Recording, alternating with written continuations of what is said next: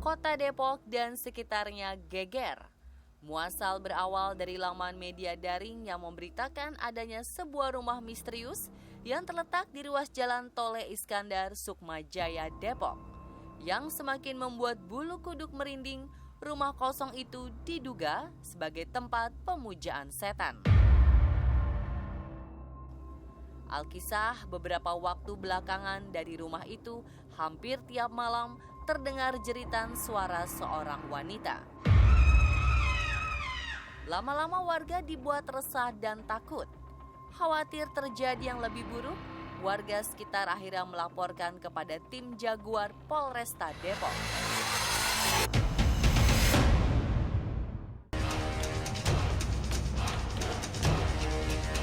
Terima laporan, tim Jaguar bertindak cepat. Selasa malam kemarin, dipimpin Ibtu Winan Agus, tim elit Polresta Depok memasuki rumah yang dianggap angker dan mengerikan itu.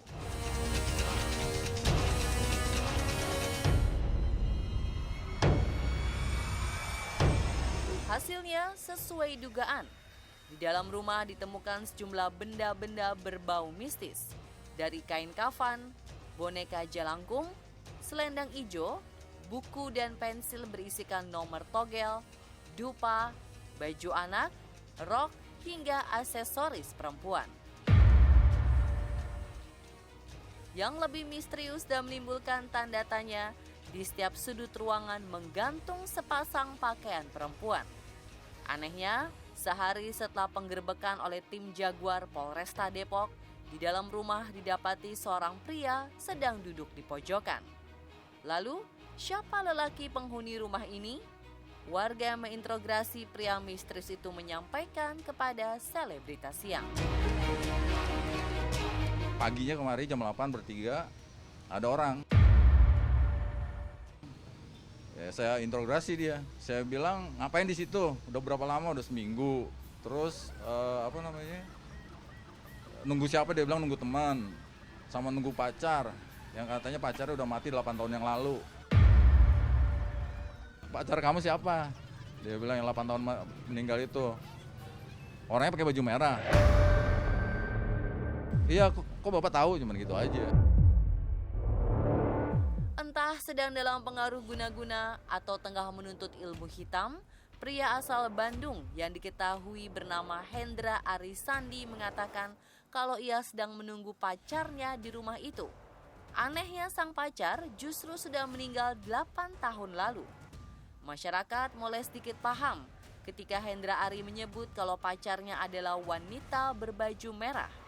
Seketika memori warga langsung teringat kepada cerita misteri wanita cantik berbaju merah yang sudah lama beredar di sekitar Jalan Tole Iskandar.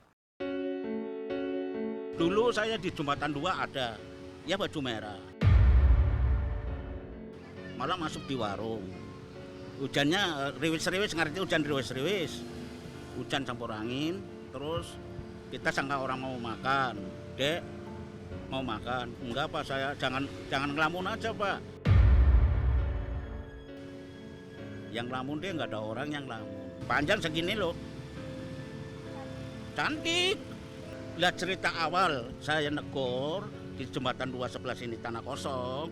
Dulu masih jalan masih sedikit lah, belum luas kayak gini. Itu ada mobil satu keluarga itu dilarang di situ. Anak gadisnya 2, bapak ibu meninggal semua. Dulunya ini angker, belum ada ruko-ruko. Saya bilang begitu, dulu belum ada ruko-ruko. Ruko kan baru kemarin, saya bilang. Dulunya ada mobil kena musibah, sekeluarga meninggal semua. 2 lah, yang 2 itu sering keluyuran, tapi nggak ganggu. Entah nyata atau mitos saja, faktanya beberapa warga memang pernah melihat wanita berbaju itu menampakkan diri. Kalau bahasa Jawa ya, setopo kliwon lah, utawa selasa kliwon, utawa jumbah kliwon, utawa satu legi. Nggak mulane saya bilang hari yang tertentu. Enggak sembarang hari, tengah malam. Kadung membuat resah, kabarnya dalam waktu dekat Polresta dan Pemkot Kota Depok akan merubuhkan rumah yang disebut warga sebagai rumah hantu itu. Kabar rumah pemuja setan dan misteri wanita berbaju merah sampai juga ke telinga para selebritis. Kan kadang-kadang ikut ngaji juga, jadi memang alam lain selain manusia kan memang ada. Ya gue sih percaya aja kali ya alam itu ada, cuman untuk urusannya orang pada yakin atau enggak, ya itu urusan mereka kan ya. Yang penting kalau mau percaya ada alam di luar alamnya manusia memang ada, sebenarnya ada. Wah, kalau buat nyari itu kayak nyari buntut gitu kali ya, nyari kode ya. Wah, kalau itu mah urusan dia kali ya. Kayaknya nggak ada deh kalau gituan mah. Kalau alam lain di luar manusia emang itu ada. Tapi kalau orang kayak pemujaan ya, misalnya masuk ke rumah itu, ya Allah saya mau begini nih biar dapat rezeki sekian ya. Itu mah gue pikir lah, itu mah wallahu alam ya. Enggak kayaknya nggak ada deh kayak gitu mah. Kalau dulu nih orang Betawi, kalau rumah sebulan 2 bulan tuh kosong pasti ada penghuninya.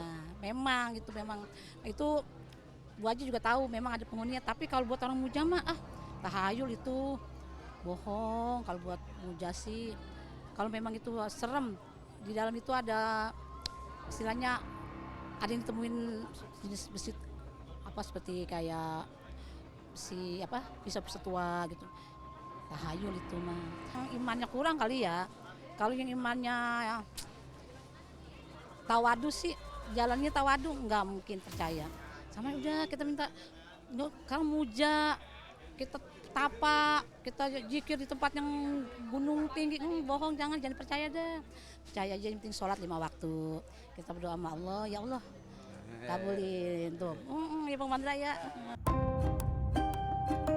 Walaupun hal-hal gaib menjadi sesuatu yang wajib dipercaya, namun tak serta boleh meyakini cerita hantu dan hal-hal mistis lain.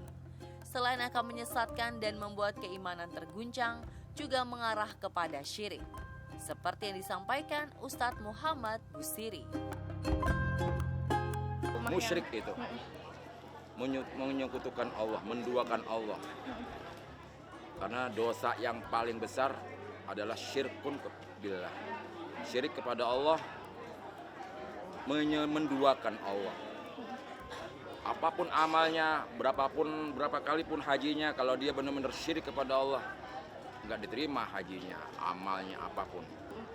Dia nggak perlu sama Allah, perlunya sama yang berdoa selain Allah artinya ya. Ya, semua apapun di dunia itu milik Allah, ciptaan Allah. Kalau kita butuh kepada sesuatu, karena Allah tempat bersandar, Allah tempat meminta, Allah tempat berkeluh kesah, Allah tempat bercurhat, hanya Allah. Kalau kita minta tolong selain kepada Allah, sebutnya syirkun billah, musyrik kepada Allah, dan amal-amalan kita ditolak semua.